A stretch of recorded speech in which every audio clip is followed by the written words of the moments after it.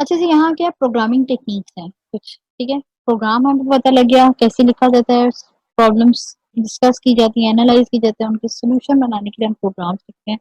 फिर प्रोग्राम्स को कैसे हम एल्गो में लिखते थे, सूडो कोड में लाते थे, देन हम उसका फ्लो चार्ट वगैरह बना के देन हम उसके देते हैं, हम उसे बेसिकली क्या करते हैं, कोड करते हैं, ठीक है? अब उसी से रेलेवेंट है, मैंने आपको ये बताना है कि हमारे पास प्रोग्रामिंग टेक्निक्स हैं, ठीक है? प्रोग्रामिंग हमारे पास टेक्निक्स हैं जी, a program can be developed by using different techniques. The most popular programming techniques are discussed below, ठीक है? बहुत सारी टेक्निक्स के थ्रू डेवलप हो सकता है, लेकिन इनसे जिसके थ्रू हम उसे डेवलप कर सकते हैं, ठीक है? ये चंद क्या हमारी मोस्ट पॉपुलर टेक्निक्स है जिनके थ्रू हम काम कर रहे होते हैं। पहली है structure programming. During the 1960 the structure programming और a modular programming technique was introduced. It is a very good approach to write the large programs in structure programming language. The large program is broken down into smaller units, ठीक है? ये कहाँ थी? ये technique 1960s में हमने start की थी, ठीक है? इसमें हम क्या करते हैं, मॉड्यूलर प्रोग्रामिंग करते हैं, ठीक है? और ये एक सबसे बेस्ट अप्रोच मानी जाती है अगर लार्ज प्रोग्राम लिखना हो। बेसिकली इस प्रोग्रामिंग टेक्निक में किया क्या जाता है, जो मैंने प्रोग्राम्स लिखे हैं ना बड़े-बड़े, ठीक है? जो ऑब्वियसली मेरा जैसे कोड 50 लाइन क्रॉस करता है, तो मुझे मसला आ सकता है उसकी एरर फाइंड करने में, फिर इतने लंबे कोड को लिखना, उसे एडजस्ट करना, ये टेक्निक को समझना। मैं क्या करती हूँ अपनी प्रॉब्लम को जिसे मैं कहती थी ना डिफरेंट चंक्स में डिवाइड कर लेती हूँ। उसकी बेसिस पे क्या होता है कि मुझे डिफरेंट सेट ऑफ कोड्स लिखने पड़ते हैं। मुझे एक होल कोड लिखने की बजाय डिफरेंट सेट्स लिखने पड़ेंगे। फर्स्ट कर लेते हैं, मैंने क्या करना था, मैंने 5000 स्टूडेंट्स का टोटल एवरेज रिजल्ट निकालना था जो पूरे कॉलेज के, ठीक है? बीएससी के अलग थे, इंटर के अलग थे, बीएससीएस के अलग थे और आपके ग्रेजुएट्स जो थे वो अलग थे। मैंने क्या करना होगा, सबसे पहले इन सब के में से क्या करना है, मार्क्स वगैरह चाहिए होंगे होल क्लास के, ठीक है? जितना उनके टोटल मार्क्स आए हैं, ठीक है? फिर पर क्लास की एवरेज होगी, ठीक है? अब मतलब टोटल क्लास सारी क्लासेस के मार्क्स लेना, उनको ऐड करना एक काम है। उन सारी क्लासेस की सेपरेट-सेपरेट एवरेज निकालना वो एक काम है। फिर उस सारी एवरेज से एज़ अ होल उस कॉलेज की एवरेज निकालना एक तीसरा काम है, ठीक है? ये एक बहुत ह्यूज प्रोग्राम बन जाएगा। एक नॉर्मल प्रोग्राम जो था जिसमें हमने सिर्फ डिसाइड करना था कि हमने फेल या पास किसको करना है, हमें क्या करना पड़ता था, चेक लगाने पड़ते थे कि अगर किसी 50% मार्क्स आए हैं ए, तो आप उसे इतना ए ग्रेड दे दें, अगर किसी का 60% मार्क्स है तो उसे सी दे दें, बी दे दें, जो भी, वो एक-एक करना पड़ता है। तो अगर मैं इस सिनेरियो की बात करूँ कि पूरे कॉलेज के स्टूडेंट्स को मुझे डिस्कस करना है जो 5 से 6 हज़ार जा रहे हैं मिनिमम भी, तो मेरा क्या होगा, बहुत टाइम टेकिंग और बहुत लंबा प्रोग्राम हो सकता है। मुझे उसका क्या करना है, चंक्स में डिवाइड करना है। मैं क्या करूँगी, छोटे-छोटे मॉड्यूल्स बना दूँगी। अगर इसकी रियल लाइफ एग्ज़ाम्पल दूँ ना, आप मतलब प्रोग्रामिंग की वर्ड से थोड़ा बाहर आके अगर देखो, ठीक है? नॉर्मल लाइफ में आप व्हाट्सएप यूज़ करते हो। व्हाट्सएप में क्या है, आप एक की पूरी एक ऐप बनी हुई है। उस ऐप को एक टाइम पे कोड करना पॉसिबल नहीं था। मतलब एक ही कोड में लिखना या एक ही प्रोग्राम लिखना पूरा पॉसिबल नहीं था। उसे क्या किया गया, डिफरेंट मॉड्यूल्स में डिवाइड किया गया। एक मॉड्यूल है वो चैट का, जो आपके एक टैब में खुलता है, ठीक है? जिसमें आप चैट के मुतालिक सारी चीज़ें होती हैं, मतलब सारी चैट्स आपकी आ रही होती हैं। दूसरा आपका टैब है कॉल का, ठीक है?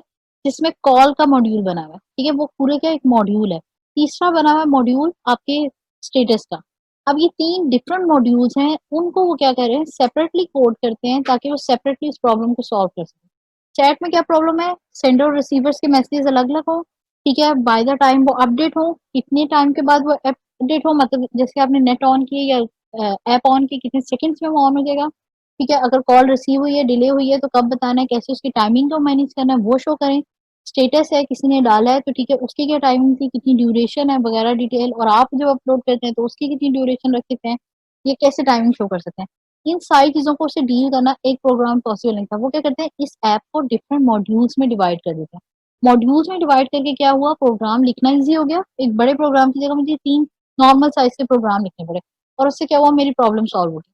अब जब मुझे एरर्स आते हैं या कोई बग्स आएगा या कोई प्रॉब्लम आएगी, तो मुझे क्या होगा, अपने तीनों प्रोग्रामों से मुझे पता है अगर कॉल की लिस्ट में कोई एरर आ रही है, यानी फ़र्ज़ करें आप हम अक्सर देखते हैं ऐप्स हम इंस्टॉल करते हैं, उसके बाद क्या होता है, ऐप क्रैश करने लग जाती है किसी एक ख़ास फ़ंक्शन पे। फ़र्ज़ कर लेते हैं हमने व्हाट्सएप इंस्टॉल किया, लेकिन जैसे हम कॉल के फ़ंक्शन पे जाते थे या कॉल की टैब को क्लिक करते थे, तो क्या होता था, ऐप क्रैश कर जाती थी, यानी कि फ़ौरन शट डाउन हो जाती थी, या जिसे कहते हैं ना हम अनविलिंगली वो फ़ौरन खुद ही बंद हो जाती थी। मतलब हमें कोई नोटिफ़िकेशन दिए बगैर या हमारी इजाज़त के बगैर वो बंद हो जाती थी, ठीक है? अपनी वर्किंग पूरी किए बगैर। उस केस में हमने क्या करना है, हम क्या करेंगे, ठीक है, हमने क्या करना है उस केसेस में कि जब हमारे पास कोई ऐसी हो तो हम कहते हैं क्या हो रही है, ऐप क्रैश हो रही है। अब मुझे पता है कि मेरी कॉल टैब में मसला आ रहा है, मैं क्या करूँगी, कॉल वाला जो कोड है, उस टैब का जो कोड है या मॉड्यूल है, मैं सिर्फ उसमें जाऊँगी और उसमें क्या करूँगी, अपनी वर्किंग करूँगी या उसमें एरर को चेक करने की कोशिश करूँगी। मुझे पूरा होल कोड नहीं देखना पड़ेगा, ठीक है? तो मेरे लिए ना कुछ आसानियाँ पैदा हो जाती हैं अपने मॉड्यूल्स में डिवाइड करके। लेकिन मॉड्यूल ये था, ठीक है, उसका बेसिक पर्पज़ मैंने आपको क्या किया, डिफाइन कर दिया। इन सी और C plus plus the smaller units are referred as a function. C और सी प्लस प्लस में क्या होता है, जो मैं प्रोग्राम को छोटे सब फंक्शंस में डिवाइड करती हूँ ना, ये छोटी पार्ट्स में डिवाइड करती हूँ, मैं उन्हें कहती हूँ कि ये क्या फंक्शन है।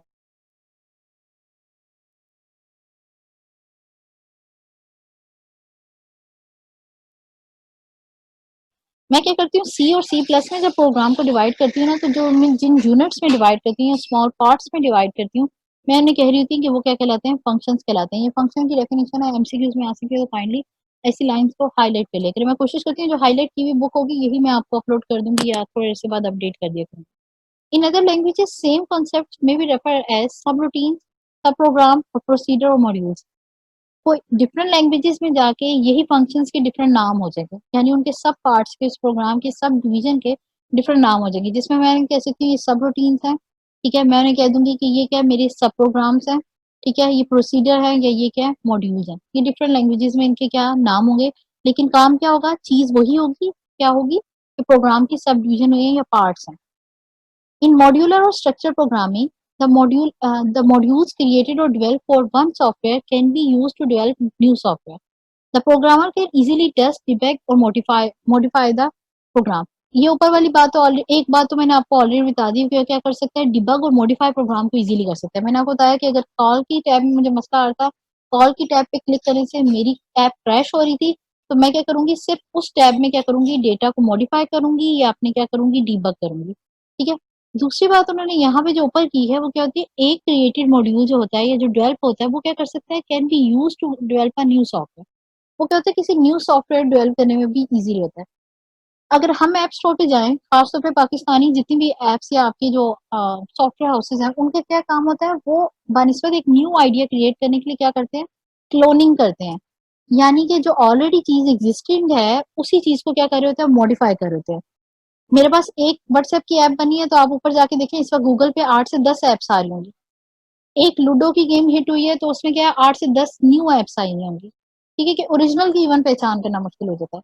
बेसिकली वो क्या करते हैं, जो वो चीजें मॉड्यूल्स बना लेते हैं ना एक दफा, वो एप्स में यूज करते रहते हैं बार बार, जरा सी मॉडिफिकेशन लाते हैं, इंटरफेस में चेंज दे दिया, कलर्स में चेंज दे दिया, आपके इमोजीज में चेंज दे दिया, या टेक्स्ट की राइटिंग में, स्टाइल में, वॉलपेपर्स में चेंज देके क्या करते हैं, एक न्यू ऐप उसी से बना देते हैं। ना सिर्फ ये, आपके एक एप्स आती है क्लीनर बूस्टर, या आपकी आपकी होती है हीट रिड्यूसर, ठीक है, कि मोबाइल में अगर हीट अप हो जाता है, मोबाइल डिवाइस आपकी हीट अप हो जाती है, तो वो उसमें वो डाल देते हैं, ठीक है।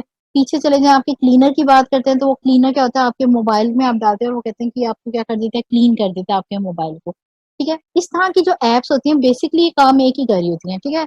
आप जब इसे कंस्ट्रक्ट कर रहे होते हैं तो ये पीछे बैकएंड पे जो एक मेजर काम करती है ना, वो ये है, मतलब हर ऐप असल में पीछे कोडिंग के थ्रू आपके मोबाइल में कोई ना कोई फंक्शनलिटी तो परफॉर्म करती है, कोई काम तो कर रही थी, इतना तो एक हर नॉर्मल मोबाइल यूजर को पता है। मैं नियर बाय आपकी वो एग्जांपल देने की कोशिश कर रही हूँ जो एज ए बीबीए स्टूडेंट भी आपको डील करनी होगी और समझ आने में आसान होगी, साथ में सीएस की स्पीड की तरह आपको वो कम्प्लेक्स इन्फॉर्मेशन दूं या वो चीज समझाऊं जो आपके ऊपर से भी गुजर जाएगी और आपको कोई बेनिफिट नहीं होगा।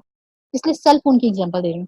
आपके सेल फोन में जब आप वो ऐप इंस्टॉल करते हो, क्लीनर की हो, बूस्टर की हो, मेमोरी कंप्रोमाइजर या कैशे खाली करने की हो, उसका एक जो बेसिक काम है, बहुत सारी फंक्शनलिटी, लेकिन एक जो बेसिक मेजर फंक्शन है वो ये है कि पीछे जो आपकी एप्स रन कर रही होती है वो उनको क्या करते हैं, ऑटोमेटिकली क्लोज कर देता है, ठीक है। या फर्स्ट कर लें, वो आपको फोर्सफुली उनको क्लोज कर देता है, वरना आपको क्या करना पड़ता है, आपके एक मेन्यू बटन होता है, दूसरा एक बैक स्पेस होता है, तीसरा बटन होता है जिसे हम कहते हैं कि वो लास्ट आपकी चेक कर रहा होता है कि लास्ट आपने कितनी एप्स खोली थी। आप क्या करते हो, उनको खोलते हो और फिर एक एक करके क्लोज कर देते हो, और बाय द टाइम आपको याद नहीं रहता कभी कभी वो क्लोज करना, कभी ऐसा हो जाता है। या दूसरा क्या केस आ सकता है, आपकी जैसे आपके वो होते हैं एंटीवायरस, आवाज ले लें, ठीक है, नोट 32 ले लें, या कोई भी इस तरह के, ठीक है, वो एंटीवायरस क्या करते हैं, बैकएंड पे रन हो रहे होते हैं, और जब वो बैकएंड पे रन करते हैं ना, आपको पता भी नहीं होता कि इस टाइम पे वो रनिंग में आ रहे हैं।